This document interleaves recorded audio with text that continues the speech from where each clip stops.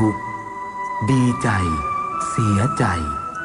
ผ่านอุปสรรคและปัญหามากมายในแต่ละวันสงบนิ่งแล้วย้อนมองตัวเองวันนี้วันพระ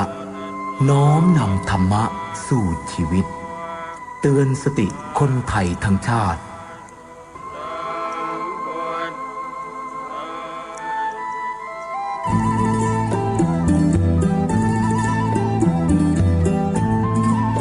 เอ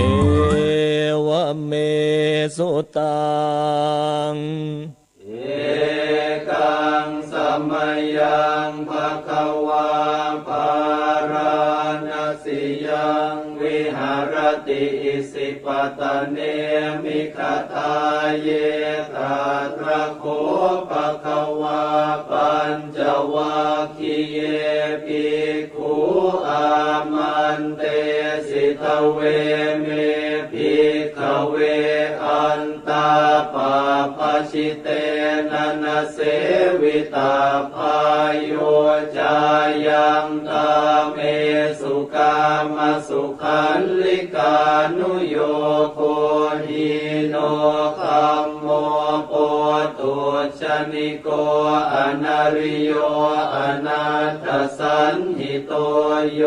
จายังอัตตกิลมัฏฐานุโยโคทุกโขอนาริโยอนาถสันหิโตเอเตเตภิกขเวอุโป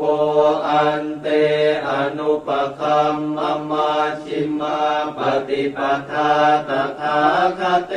นะอภิสัมพุทธาจักขุกรณียานกรณีอุปสมัยยะอภิญญายสัมพุทธายนิพพานายสังวัตติกตมาจะสาภิกขเวมาชิมาปฏิปทาตถาคเตนะอภิสัมพุทธาจักขุกรณียานกรณีอุปสมัยยะอภิญญายสัมพุทธายนิพพานายสังวัตติอายเมวะอริโยอัตถังคิโกมาโคสัยยทิทังสัมมาทิฏฐิสัมมาสังกัปโปสัมมาวาจาสัมมากัมมันโตสัมมาอาชีโวสัมมาวายาโมสัมมาสติสัมมาสมาธิอายังโคสาภิกขเวมาชิมาปฏิปทาตถาคเต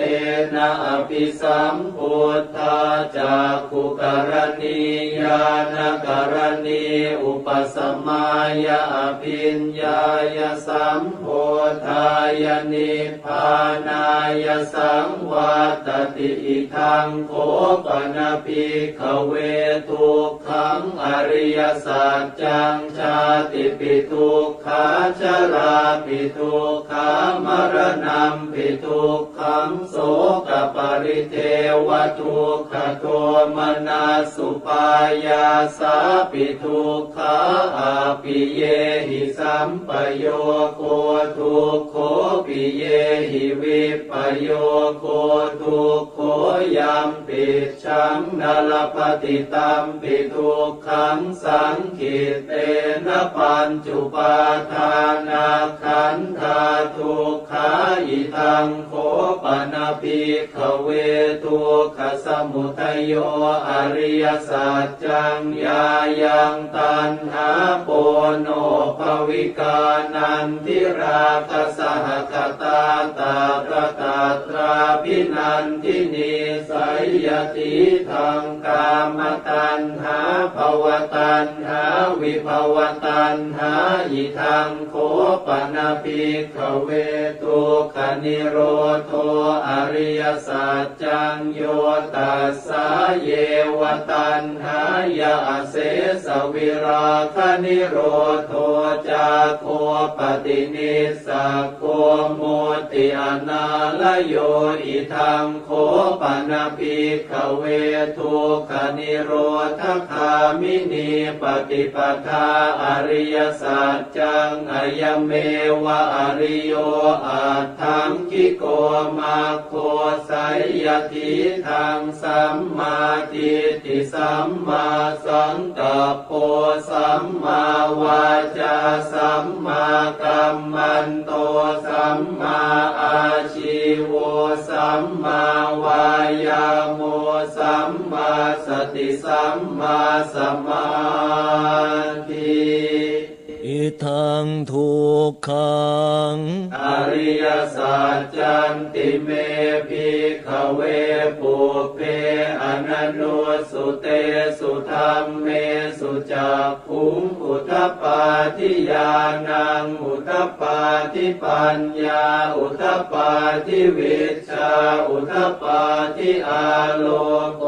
อุทปปาทิตังโขปนิทังทุกขังอริยสัจจังปริญญายันติเมภิกขเวปุเพอนันโนสุเตสุธัมเม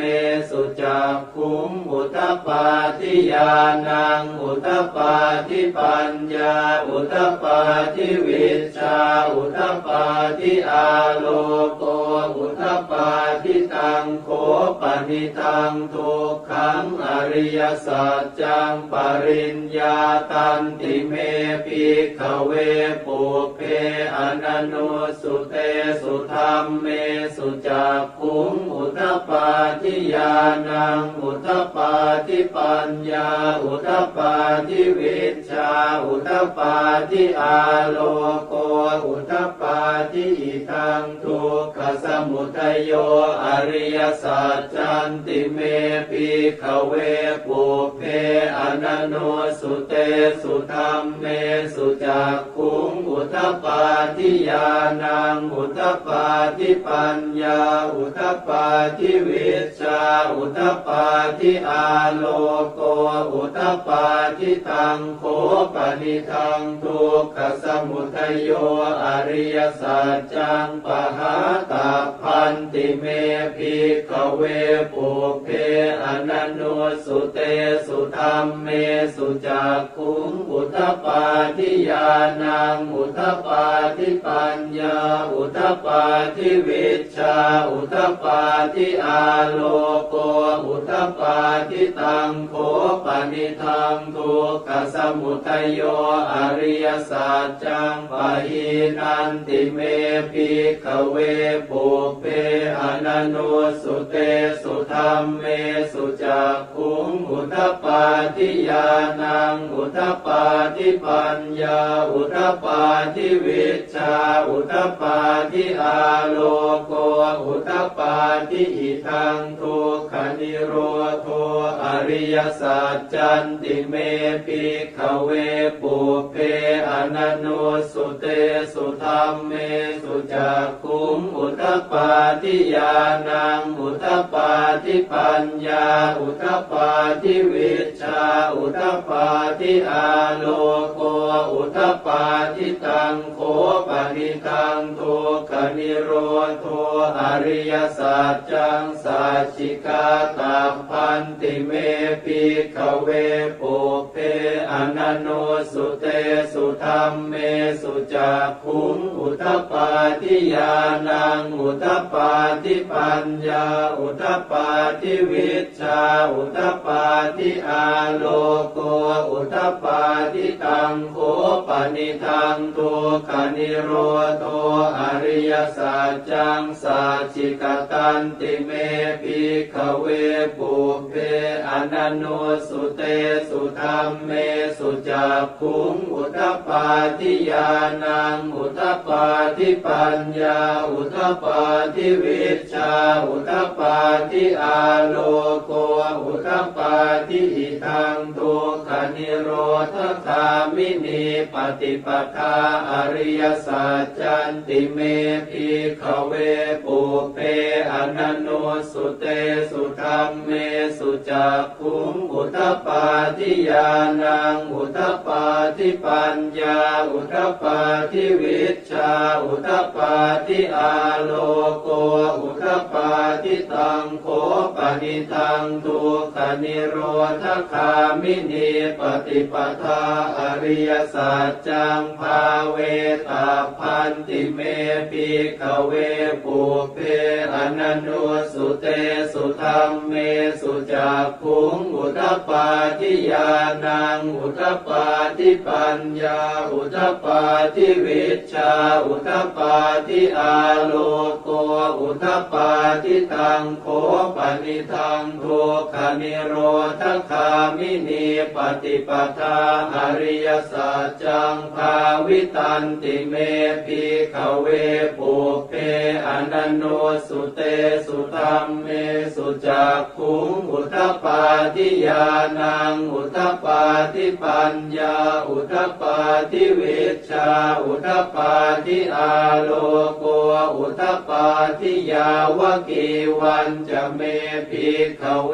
อิเมสุจตุสุอริยสัจเจสุเอวันติปริวัตตังทวาทสาการังยถาภูตังญาณทัสสนังนสุวิสุทธังอโหสิเนวตาวาหังภิกขเวสเทวเกโลเกสัมมาระเกสพรหมเก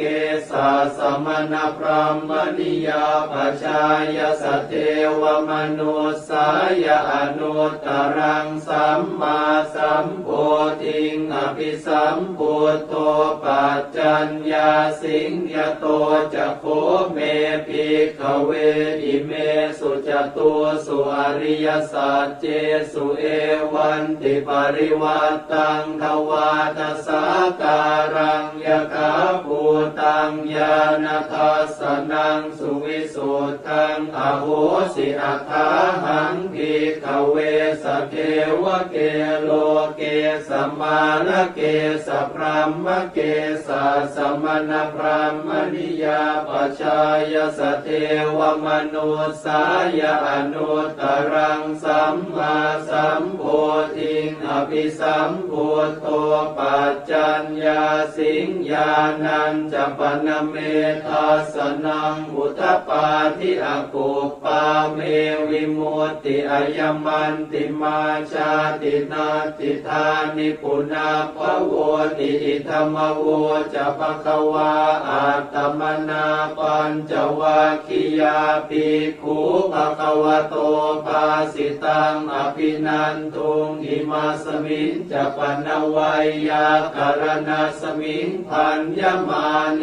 อายาสมโตโกนทัญญาสวิรชังวิตมลังธรรมจากขุงอุทปปาทิยังกินจิสมุทัยธรรมังสัพพันตังนิโรธธรรมันติปวัตติเตจะภควตาธรรมจากเก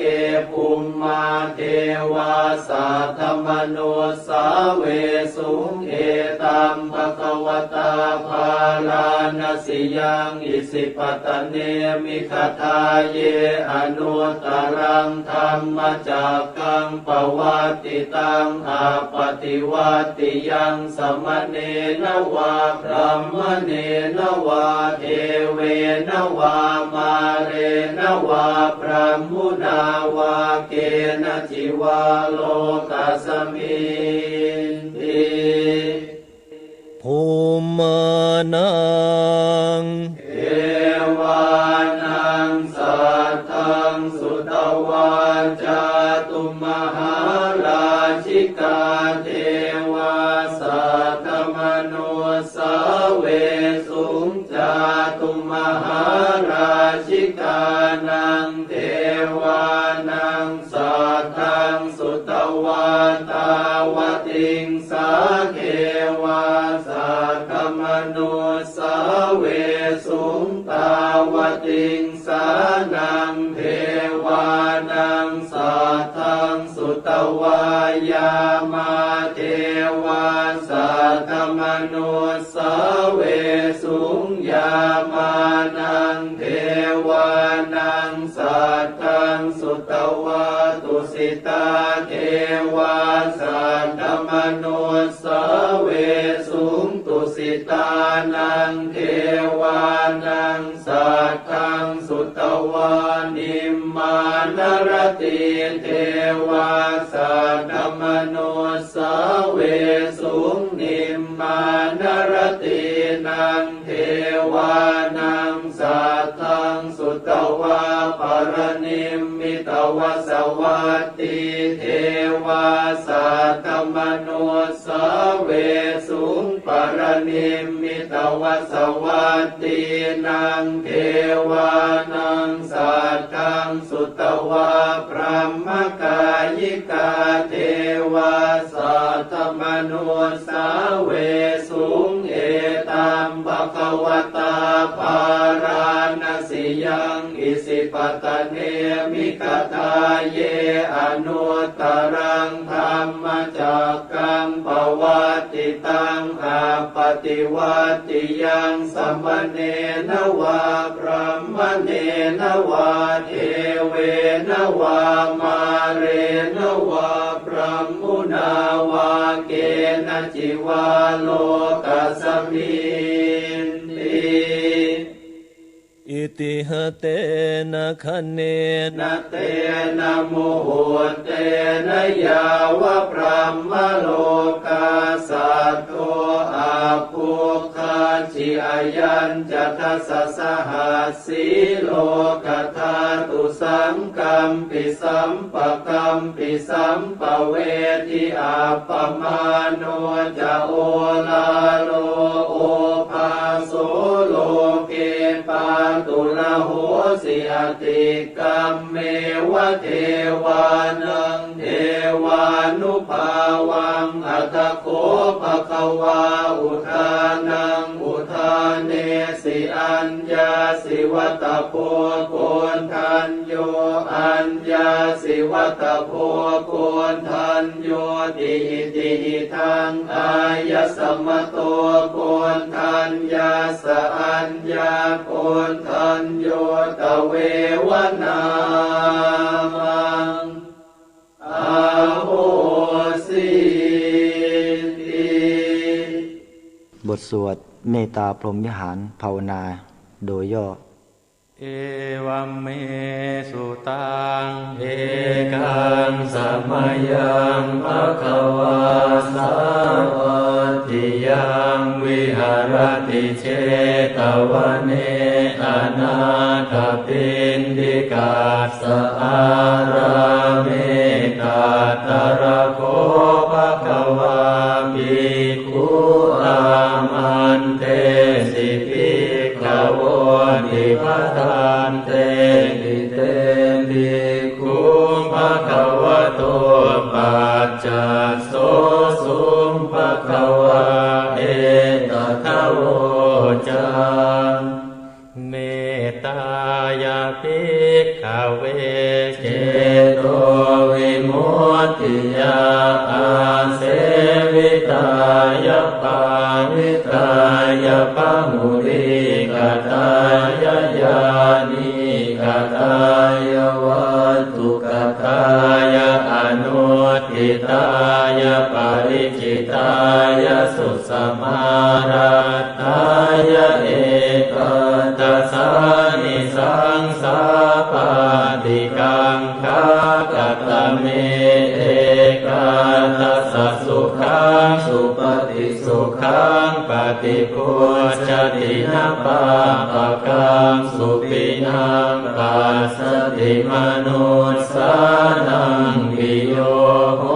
ติละมนุสสานังปิโยโหติเทวตาราคันตินาสะอาคิวาวิสังวาสัตตังวากรรมติตุวตังจิตตั ตังสมาธิยติมุขวันโนวิปัสสิทติอาสัมโมลโหกรังกโรติอุตตริงลาปฏิวิชันโตธรรมโร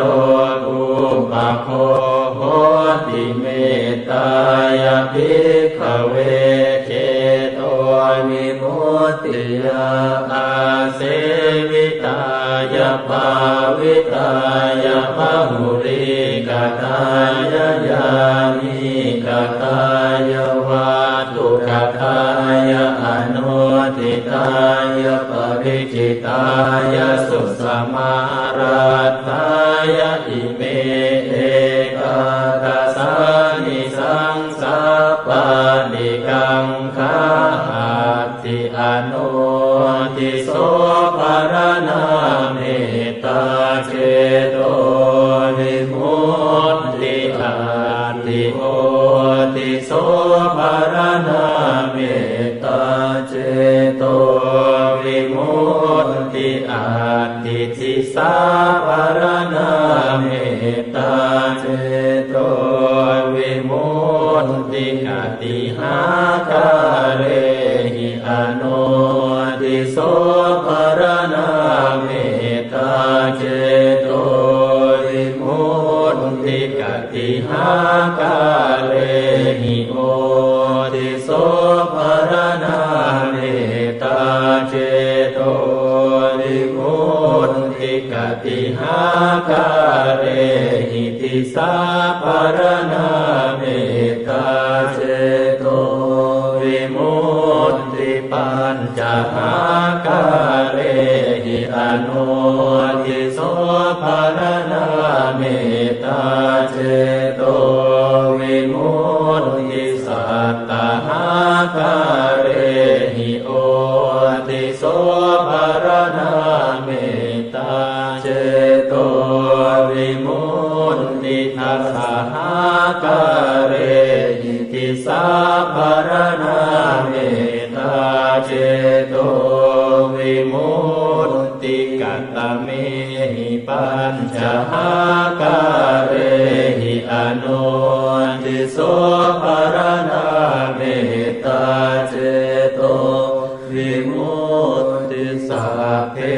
สัตตาเวราอภยาปัจจานิฆาสุขีอัตตานังปริหารันตุสัพเพปานาเวราอภยาปัจจานิฆาสุขีอัตตานังปริหารันตุสัพเพภูตาเวราอภยาปัจจานิฆาสุขีอัตตานังปริหารันตุสัพเพปุคลาเวราอภยาปัจจานิฆาสุขีอัตตานังปริหารันตุสัพเพอัตตภาวะปริยาปันนาเวราอภยาปัจจานิฆาสุขีอัตตานังปริหารันตุอิเมหิปัญจหาคาเรหิอนุติโสภารณาเมตตาเจโตวิมุตติกัตตะเมหิสัตตหาคาเรหิโอติโสภารณาเมตตาเจโตวิมุตติสัพพาดิติโยอเวราอภยาปัจจานิฆาสุขีอัตตานังปริหารันตุสัพเพปุริสาเวราอภยาปัจจานิฆาสุขีอัตตานังปริหารันตุสัพเพอริยาเวราอภยาปัจจานิฆาสุขีอัตตานังปริหารันตุสัพ นาริยาอเวราอปยาปัจจานิกาสุขีอัตนังปริหารันตุสัพเพเทวาอเวราอปยาปัจจานิกาสุขีอัตนังปริหารันตุสัพเพมนุสาอเวราอปยาปัจจานิกาสุขีอัตนังปริหารันตุสัพเพวินิปาติกาอเวราอปยาปัจจานิกาสุขีอัตนังปริหารันตุอิเมหิสัตตาคาเรหิโอติโสปรณาเมตตาเจโตวิมุตติกัตตะเมหิทาสหคาเรหิติสาปรณาเมตตาเจโตวิมุตติสัพเตปุราทินายติสายสัตตาอเวราอปยาปัจจานิกาสุขีอัตนังปริหารันตุสัพเพ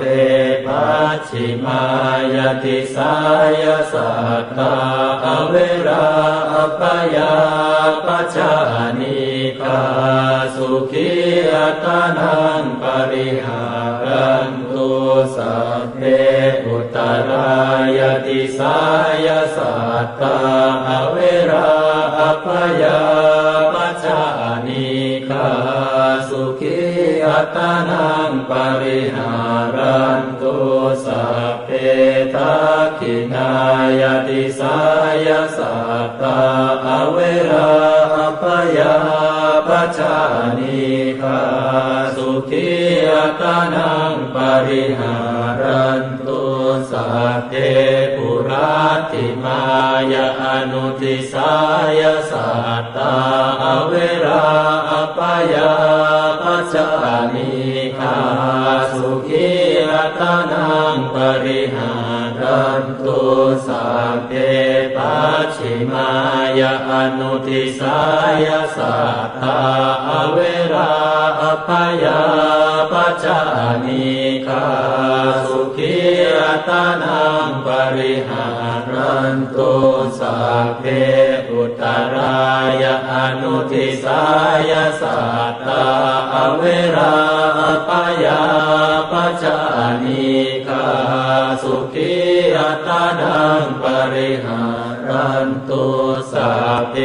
ทักขินายาอนุติสายสัตตาอเวราอปยาปัจจานิกาสุขีอัตนังปริหารันตุสัพเพเหติมายติสายสัตตาอเวราอปยาปัจจานิกาสุขีอัตนังปริหารันตุสัพเพอุปริมายติสายสัตตาอเวราอปยาปัจจานิกาสุขีอัตนังปริหารันตุอิเมหิทัสสหกาเรหิติสายปรณาเมตตาเจโตวิมุตติ ชีวิตมนุษย์มีสุขมีทุกข์ดีใจเสียใจผ่านอุปสรรคและปัญหามากมายในแต่ละวันสงบนิ่งแล้วย้อนมองตัวเองวันนี้วันพระน้อมนำธรรมะสู่ชีวิตเตือนสติคนไทยทั้งชาติ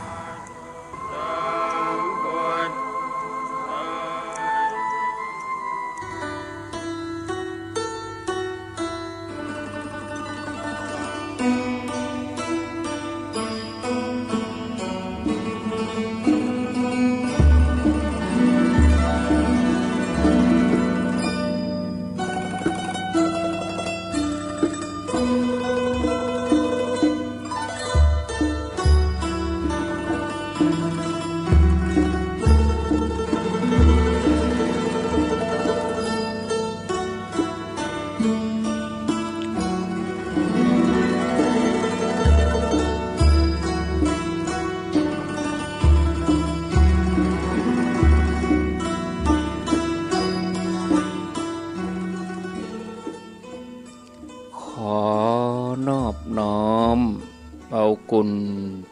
แก้วเจ้าดังสามประการ อันมีพระพุทธพระธรรมพระสงฆ์กุลพ่อกุลแม่กุลครูบาอาจารย์กุลศีลธรรมกรรมฐานจงมาปกห่มรักษาครูบาอาจารย์พระเจ้าพระสงฆ์ทุกรูปปกห่มรักษาปออกไม่ออกศรัทธาด้านสาธุชนคนดีผู้สนใจใฝ่ในธรรมทุกท่านขอถวายความเคารพแสดงความนับถือพระมหาเถระพระเถรานุเถระเจ้าคณะพระสังฆาธิการครูบาอาจารย์เจ้าที่เปิดวิทยุฟังอยู่ที่วัดที่วาเวลานี้เจริญปอนศรัทธาญาติโยมท่านสาธุชนคนดีผู้สนใจใฝ่ในธรรมทุกท่านอรุณสวัสดิ์ธรรมสวัสดีสวัสดียามเจ้าญาติโยมท่านผู้ฟังยินดีต้อนรับเข้าสู่รุ่งอรุณวันใหม่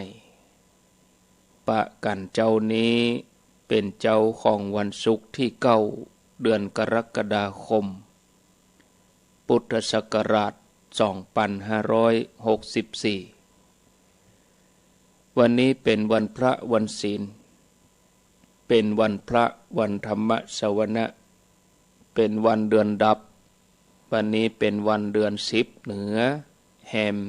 15ค่ำเดือนกู้ดับกี้เดือน10แรกก็จะดับวันนี้เดือน10หลังก็จะออกวันพุธ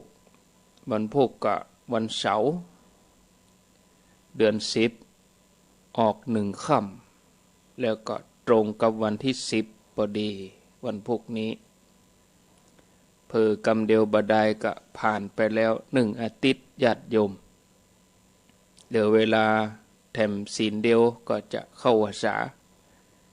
ศีลหน้าก็8ค่ำแถมศีลก็เดือนเพ็ญเข้าพรรษาวันที่24กรกฎาคม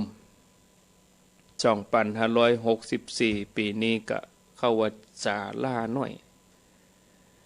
ตามกุเตือกุปีก็ประมาณกลางเดือนวันที่15 16 17เนี่ยเข้าพรรษาปีนี้ก็เข้าพรรษาถ้าอู้ถึงเดือนเมืองนี่ก็บ่ผิดหยังบ่ผิดปกติแต่ถ้าเป็นเดือนทางภาคกลางเดือนสากลเดือนกรกฎานี่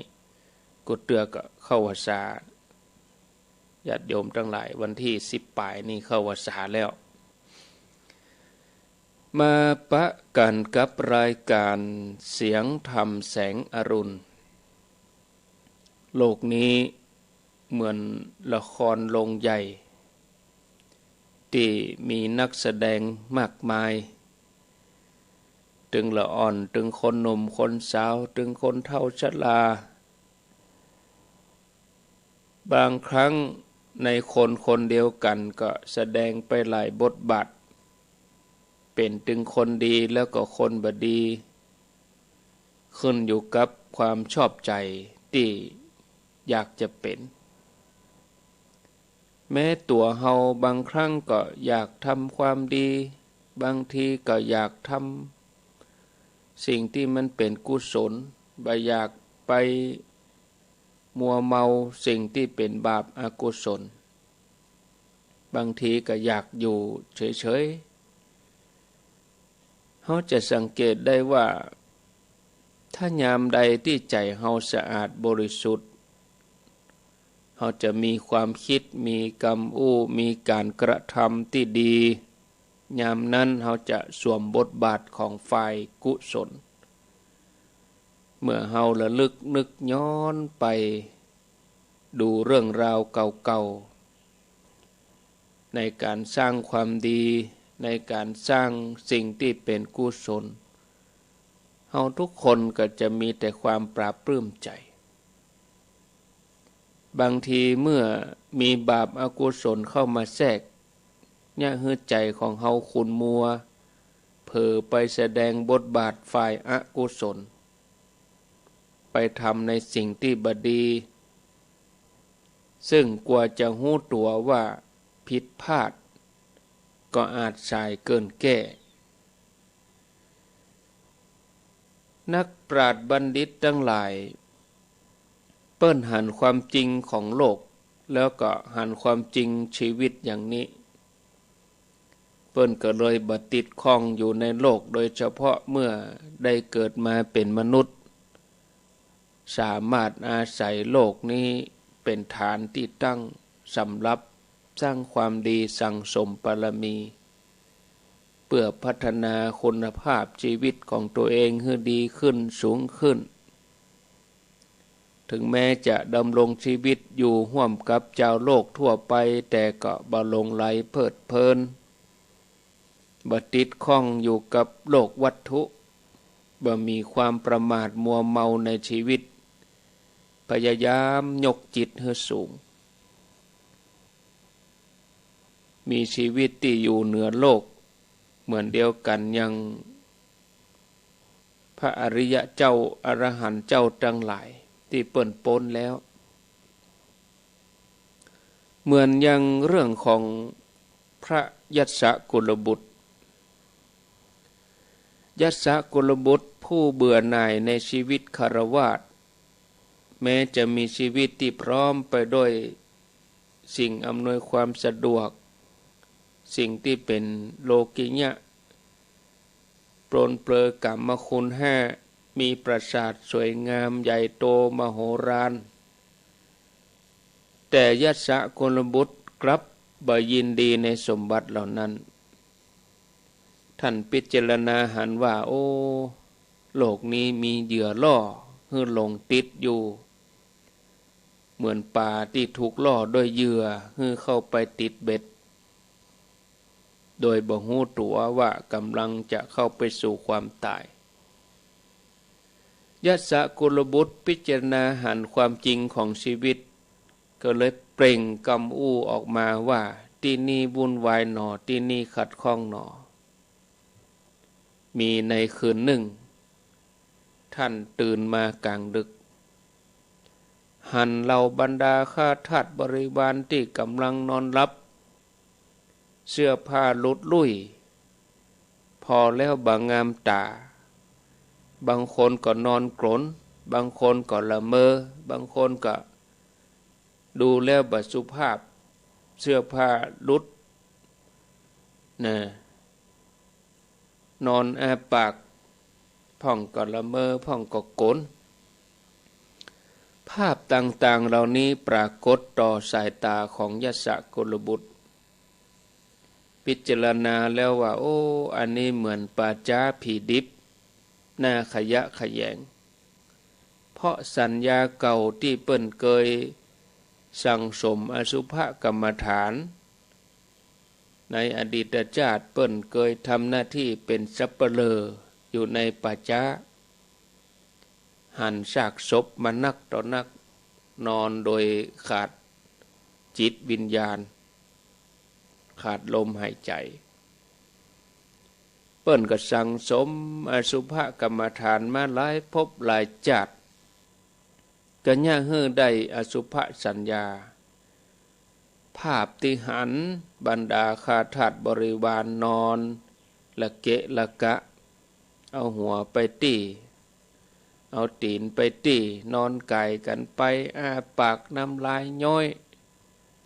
พ่องก็ละเมอพ่องเสื้อผ้าหลุดลุ่ยนอนคว่ำนอนหงายเกิดความสลดสังเวชใจอย่าฮือท่านยัสสกุลบุตรเบื่อหน่ายขึ้นมาเมื่อเบื่อหน่ายเกิดขึ้นในจิตก็คลายความกำหนัดยินดีท่านก็เลยตัดสินใจออกจากคฤหาสน์ที่ใหญ่โตก่อนใกล้แจ้งเวลาประมาณเท่านี้ตีห้าปลายใกล้6 โมงก่อนตะวันจะขึ้นยัสสกุลบุตรก็เดินออกจากบ้านแล้วก็บ่นลำพึงลำพันไปว่าที่นี่วุ่นวายหนอ ที่นี่ขัดข้องหนอที่นี่วุ่นวายหนอที่นี่ขัดข้องหนออยากจะไปแสวงหาที่บ่วุ่นวายแต่ก็บ่ฮู้จะไปทางไหนเดินไปเรื่อยๆเดินไปก็อู้ไปโดยก็เข้าไปในป่าอิสิปตมฤคทายวันหมู่บรรดาเทวดาฮู้ว่าท่านยัสสกุลบุตรนี่ก็มีบุญมาเก่าอยากได้บุญใหญ่ท่านกำลังแสวงหาทางหลุดพ้นเทวดาก็ช่วยป้องกันอันตรายให้ท่านเดินทางปลอดภัยจนเข้าไปสู่ป่าอิสิปตมฤคทายวันไปถึงที่พระพุทธเจ้าประทับในเจ้าวันนั้นองค์พระสัมมาสัมพุทธเจ้าพุทธองค์ก็แผ่คายพระญาณพระองค์หันยัสสกุลบุตรเข้ามาในข่ายพยานพระองค์ก็รู้ว่าผู้นี้จะมาหาพระองค์ก็เสด็จเดินจงกรมอยู่ในป่ารอคอยการมาของท่านยัสสกุลบุตรขณะนั้นท่านยัสสกุลบุตรก็เดินทางเข้ามาบริเวณนั้นพอดีพร้อมกับลำพึงลำพันให้พระพุทธเจ้าได้ยินว่าที่นี่วุ่นวายหนอที่นี่ขัดข้องหนอที่นี่วุ่นวายหนอที่นี่ขัดข้องหนอพระพุทธเจ้าก็ตอบไปว่าที่นี่บ่วุ่นวายที่นี่บัดขัดข้องที่นี่บ่วุ่นวายที่นี่บ่ขัดข้องมาเตอะยัสสะเฮาจักแสดงธรรมแก่เธอทันทีที่ท่านยัสสกุลบุตรได้ยินคำว่าที่นี่บ่วุ่นวายที่นี่บ่ขัดข้อง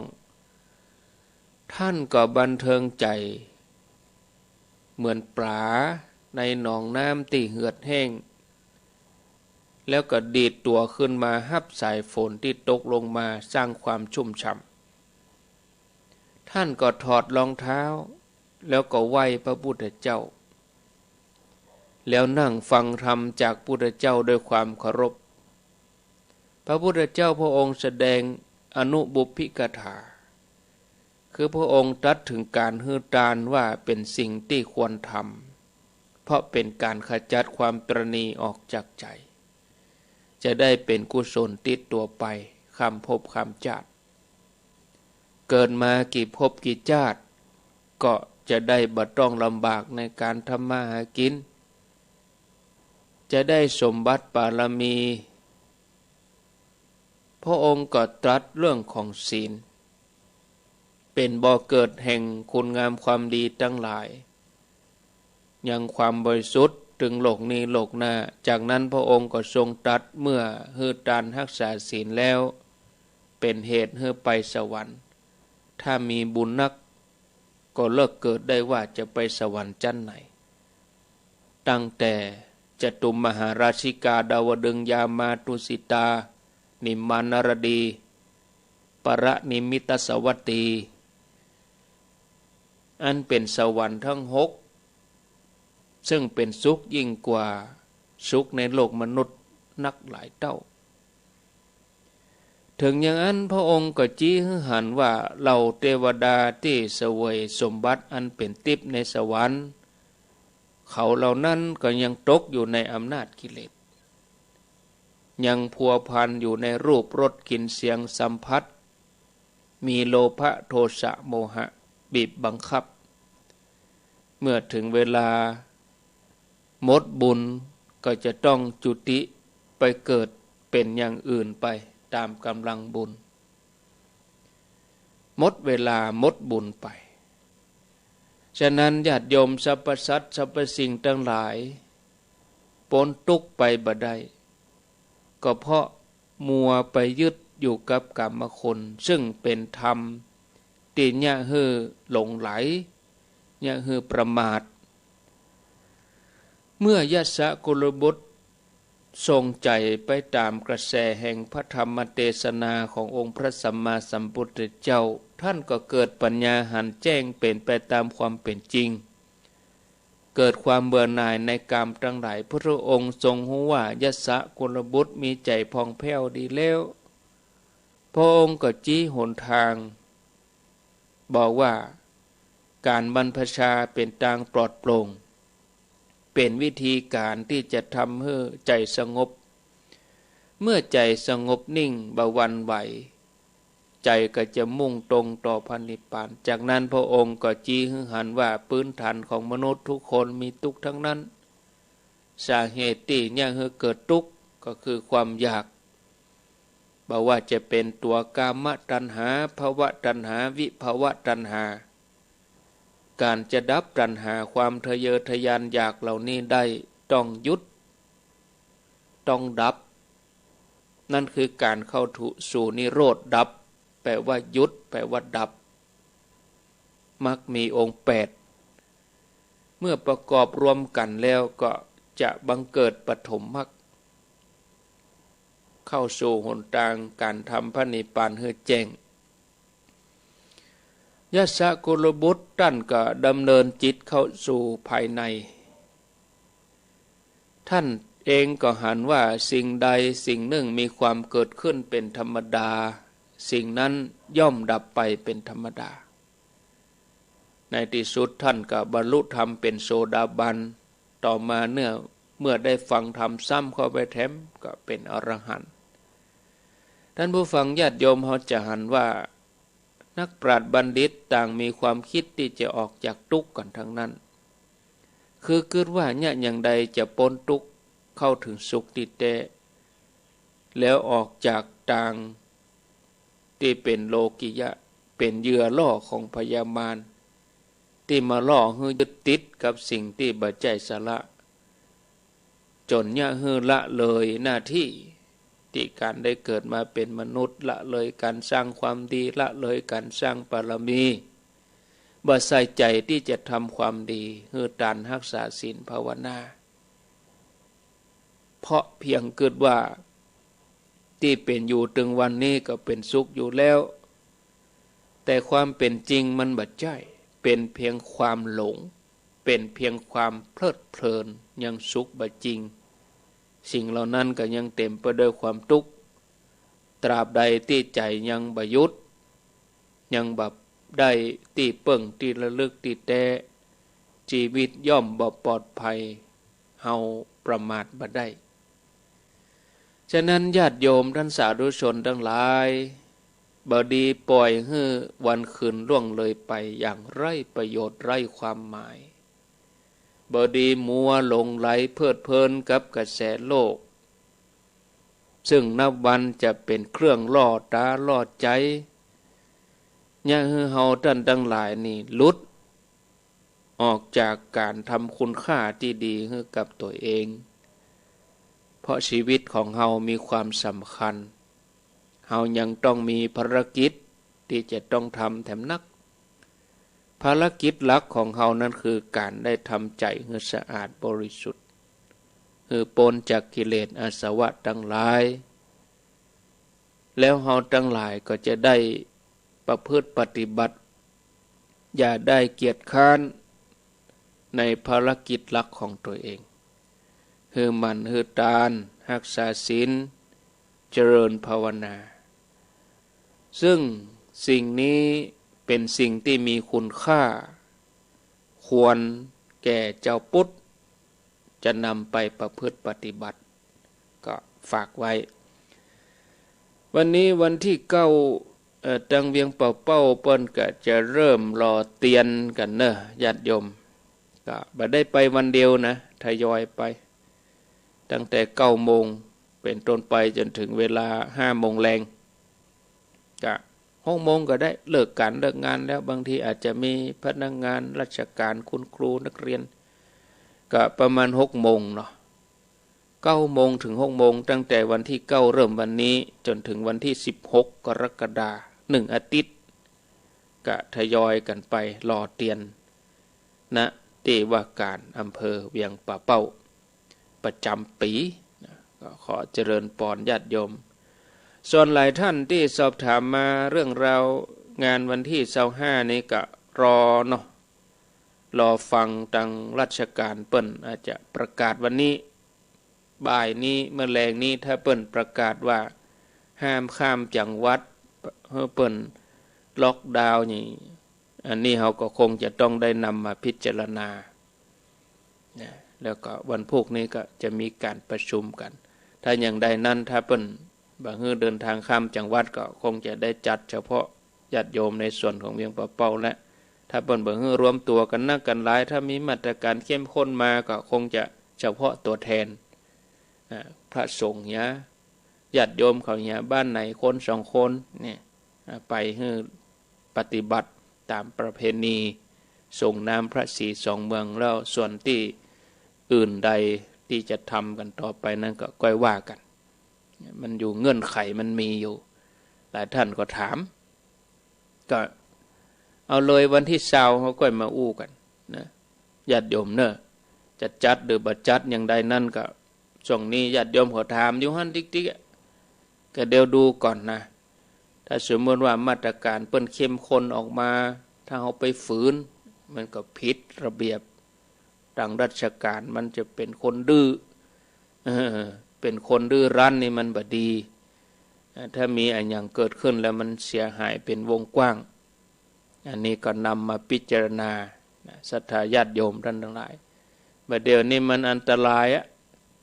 เนี่ยเฮาบ่ฮู้ไผเป็นไผยังได้บ่ฮู้ก็บางทีบางครั้งพ่อแม่อยู่บ้านเก็บตัวเป็นเดือนๆแต่ลูกหลานไม่แอวหาเตื้อเดียวบ่ได้